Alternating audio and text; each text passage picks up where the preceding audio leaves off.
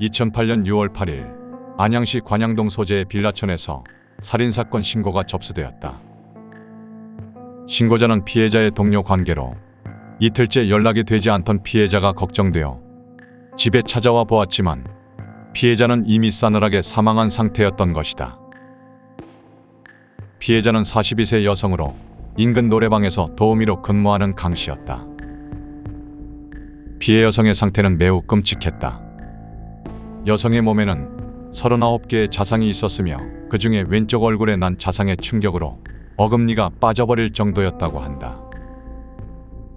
범행 현장은 누군가 강도를 한 것처럼 너저분하였으나 집에 있던 금품 등은 사라지지 않았고 작은 방 창문에서부터 현관으로 이어지는 용의자의 것으로 추정되는 족적이 발견되었는데 족적의 동선이 매우 단순하였고 현장에서는 피해자의 혈액 외에 용의자로 추정되는 불상자의 O형 혈액도 발견된다.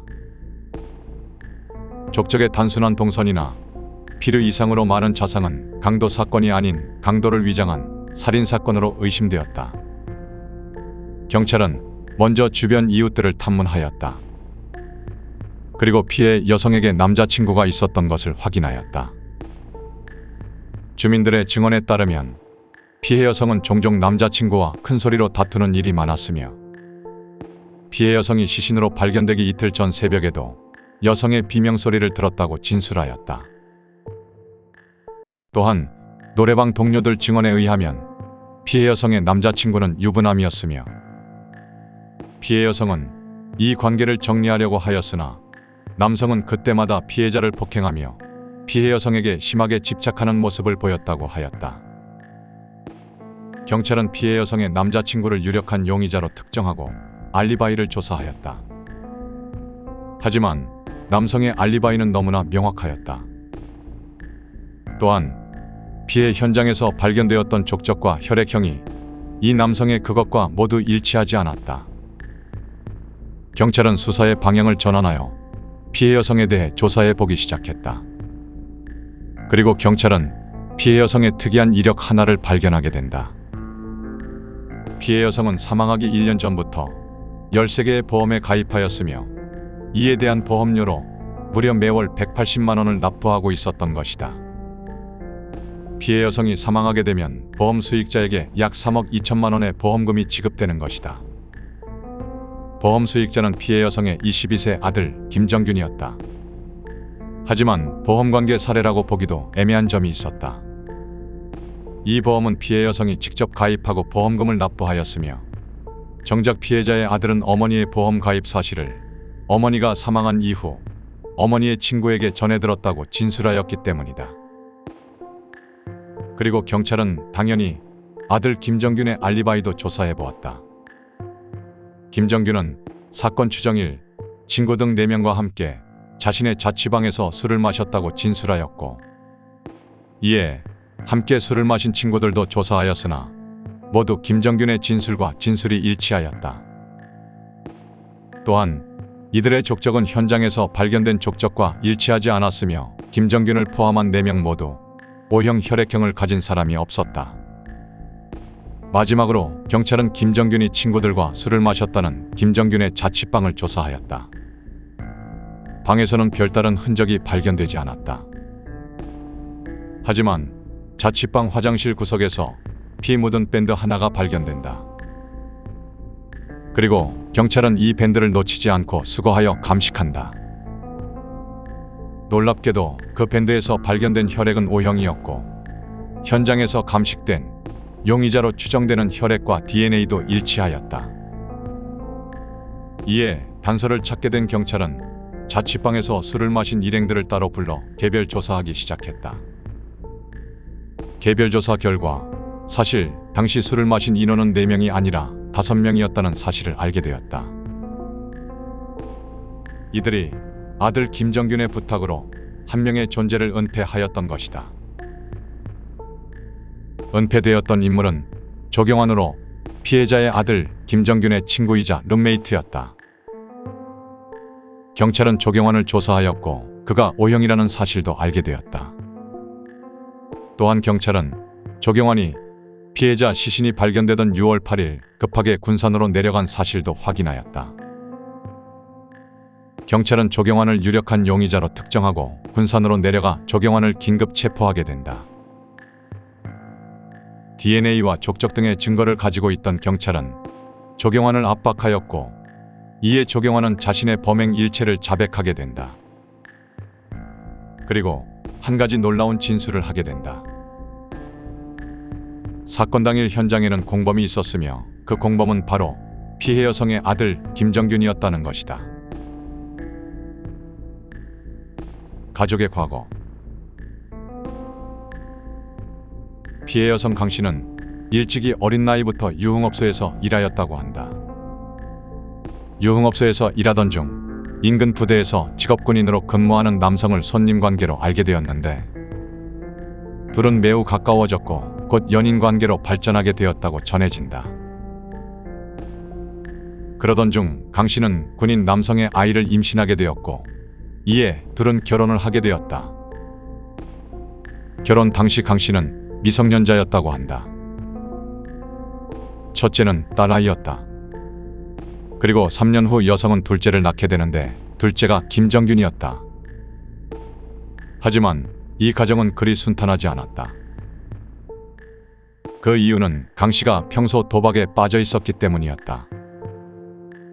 이로 인해 강 씨는 많은 도박 빚을 지게 되었고, 이는 자연스럽게 가정 불화로 이어지게 된다. 김정균이 5살 되던 해, 남편은 더 이상 강 씨의 도박 빚을 견디지 못하고 이혼을 요구하게 된다. 결국 둘은 이혼하였고, 아이들은 모두 남편이 양육하기로 협의하며 남편이 데리고 나가게 된다. 하지만 남편은 곧 다른 여성과 결혼하여 새 가정을 이루게 되었다. 이때 첫째 딸만 자신의 새 가정에서 양육하고 둘째 김정균은 다시 강 씨에게 돌려보내게 된다. 하지만 도박에 빠져 생활이 넉넉하지 못했던 강 씨는 아들을 키울 여건이 되지 않았고, 결국 김정균을 안양에 위치한 보육원에 맡기게 된다. 약 6세의 보육원에 맡겨진 김정균은 자신이 버림받았다는 생각에 어머니 강 씨를 원망하며 매우 침울한 유년기를 보내게 되었다고 전해진다. 이때 김정균은 보육원에서 자라며 또래 친구 조경환을 알게 되었다. 둘은 보육원 시절 친구이다. 시간이 흘러 2001년 김정균이 중학교 2학년이 되던 해, 강 씨는 보육원에서 자라고 있을 아들이 보고 싶어졌고 아들을 만나기 위해 보육원으로 찾아갔다고 한다. 6세였던 아들은 어느새 자라 16세가 되었고, 자신이 제대로 키워주지 못한 아들에 대한 미안한 마음에 강 씨는 때때로 김정균을 보러 보육원에 찾아갔다고 한다. 김정균도 어머니 강 씨를 만나기 전 크게 원망하는 마음이 있었으나 막상 어머니 강 씨를 만나고 나니 다시 어머니라고 부를 수 있는 사람이 생기게 된 것에 내심 좋았었다고 전해진다. 그러던 2004년 김정균은 어머니와 함께 살기 위해 무작정 보육원을 뛰쳐나가 강 씨에게 찾아갔다. 당시 강 씨는 작은 화장품 가게를 운영하고 있었는데 자신과 함께 살기 위해 뛰쳐나온 아들을 외면하기 어려웠고, 김정균과 함께 살기 위해 가게를 정리하고 김정균이 유년기를 보냈던 안양으로 올라가 김정균과 함께 살기 시작했다고 한다. 당시 김정균은 자신이 보육원에서 형제처럼 지냈던 조경환도 강 씨의 집에서 함께 살게 해달라고 부탁하였다고 한다. 강 씨는 김정균의 부탁을 거절하기 어려웠고 조경환을 집에서 함께 살게 하였다. 하지만 강 씨의 형편은 넉넉하지 못하였고 조경환까지 같이 살기에는 경제적으로 매우 힘들었다. 이에 강 씨는 보육원에 전화하여 조경환을 데려가라고 하였고, 조경환은 강 씨의 집을 떠나 보육원으로 돌아가게 되었다. 안양으로 올라온 강 씨는 마땅히 할 일이 없었고 생활은 궁핍했다. 시간은 흘러 김정균은 어느덧 대학생이 되었고, 아들의 대학교 등록금과 용돈을 벌기 위해 낮에는 십자수 제품을 만들어 상점에 팔았으며 밤에는 인근 노래방에서 도우미로 근무하였다고 한다. 하지만 김정균은 자신의 어머니가 남자들에게 웃음이나 파는 일을 한다고 생각하며 강 씨를 매우 부끄럽게 여겼다고 전해진다. 때때로 강 씨의 남자친구가 집에 찾아왔고 이런 일들이 김정균을 더 초라하게 만들었다고 한다. 이러한 현실들은 자신이 꿈꿔왔던 가정과 너무나 달랐고 현실을 받아들이기 힘들었던 김정균은 결국 친구 조경환과 자취방을 얻어 강 씨와 떨어져 지내게 된다. 강 씨는 때때로 아들 김정균에게 자신의 보험가입 사실을 말해주며 본인이 죽은 이후에도 돈 걱정 없이 살 수 있을 것이라고 말하곤 하였다고 한다. 이에 김정균은 강 씨의 보험 사실을 알게 되며 이는 강 씨를 살해하게 되는 강력한 동기로 작용한다. 경찰에게 진술했던 어머니 강 씨의 사망 이후 어머니의 친구로부터 보험이 있었다는 사실을 전해 들었다는 진술은 결국 거짓이었다.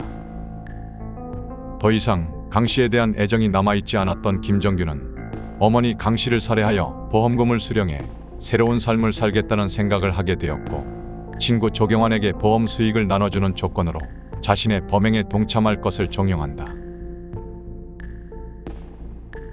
이에 조경환은 김정균에게 동조하고 둘은 의기투합하게 된다.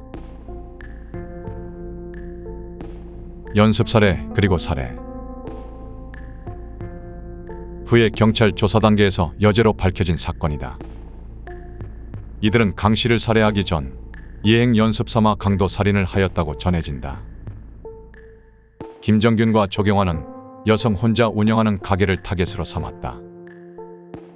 이들은 늦은 밤 몽키 스패너를 숨겨 여성이 혼자 운영하는 카페에 손님으로 위장하여 들어갔고 손님이 모두 나갈 때까지 가게에서 기다렸다.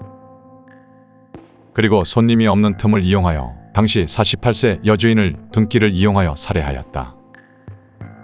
이때도 김정균은 지시하였고 직접적으로 등기를 이용하여 여주인의 머리를 가격한 사람은 조경환이었다. 이때 김정균은 조경환에게 확실하게 몇 번 더 내려치라고 지시하기도 하였다고 한다. 희한하게도 조경환은 김정균이 시키는 대로 모두 이행한다. 이후 이들은 알리바이를 확보하기 위해 PC방을 가는 등 평소와 같은 패턴의 생활을 하였다고 전해진다. 시간이 흘러 강씨 사건 당일인 2008년 6월 7일 새벽 이들은 알리바이를 만들기 위해 친구들을 자신의 자취방으로 불러들여 술을 마셨고 친구들이 모두 술에 취해 골아 떨어지자 김정균과 조경환은 자취방을 빠져나와 강씨의 집으로 갔다. 김정균은 어머니 강씨가 평소 작은 방의 창문을 잠그지 않는 사실을 파악하고 있었으며 미리 준비한 사다리를 이용하여 집에 아무도 없는 것을 확인하고 조경환에게 지시하여 집으로 침입하도록 하였다. 조경환은 작은 방 창문을 통해 집으로 침입하였고 강씨가 들어올 때까지 작은 방에 숨어서 대기하였다. 마침내 강씨가 노래방 일을 마치고 집으로 들어왔고 조경환은 강씨를 습격하여 흉기를 마구 휘둘러 친구 어머니인 강씨를 살해한다. 조경환은 흉기를 다루는데 능통하지 못하였고 마구 찌르던 본인의 손에도 상처를 입게 되었다고 한다. 이때 김정균은 어머니 강씨가 집 밖으로 도망치는 것을 막기 위해 밖에서 문을 막으며 망을 보고 있었다고 한다. 아무리 키워준 정이 없다고 하지만 이게 가능한 일인가 싶다. 조경환이 범행을 마치고 밖으로 나오자 김정균은 그냥 살해만 하고 나온 조경환에게 욕설을 하며 직접 어머니 강씨의 시신이 있는 집으로 들어가 강도가 든 것처럼 방을 어지르고 어머니 강씨의 지갑에 있던 현금 15,000원을 챙겨 나왔다고 전해진다. 이후 수건을 이용하여 지문을 지우고 범행 도구를 인근 야산으로 가지고 가 소각하였다. 이후 이들은 알리바이를 완성시키기 위해 다시 자취방으로 돌아가 친구들 사이에 누워 태연하게 잠을 청한다. 하지만 이때 조경환이 자신의 피를 지혈하기 위해 사용한 밴드를 화장실에 버려두었고 경찰에게 덜미를 잡히게 된 것이다. 이들의 범행 내용을 보면 김정균과 조경환의 관계는 단순 친구 관계가 아닌 어느 정도 주종 관계가 형성된 관계로 보여지기도 한다.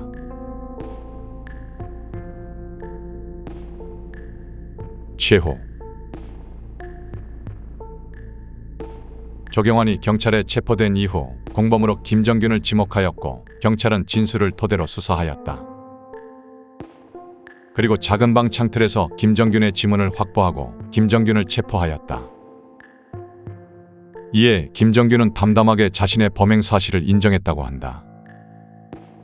조경환은 잔인했던 범행 동기에 대해 강 씨가 자신을 다시 보육원으로 보냈을 때 자신이 또다시 버려지는 기분이 들었고 그 때문에 강 씨에 대한 원망과 증오감이 생겼었다고 진술하였다. 하지만 진술하는 내내 벌벌 떨며 눈물을 흘리는 등의 모습도 보였다고 전해진다. 반면 김정균은 1심 재판에서 사형을 구형하는 검사에게 욕설을 하는 등 항의하는 모습을 보이며 범행에 대한 뉘우침이 전혀 없었고 어머니를 살해한 것에 대해 일말의 죄책감도 보이지 않았다고 전해진다. 이들은 1심에서 검찰이 사형을 구형하였으나 무기징역이 선고되었다. 하지만 이들의 죄질이 매우 악질적인 것에 분노한 검찰이 항소하였고 2심에서는 결국 사형이 선고되었다. 이후 2011년 김정균은 교도소에서 복역하던 중 스스로 생을 마감하였고 뒤이어 2012년 조경환도 김정균을 따라 스스로 삶을 마감하였다고 전해진다. 김정균은 스스로 생을 마감하는 것에 실패하여 아직 살아있다는 풍문도 있으나 공식적인 내용은 사망한 것이 맞다고 한다.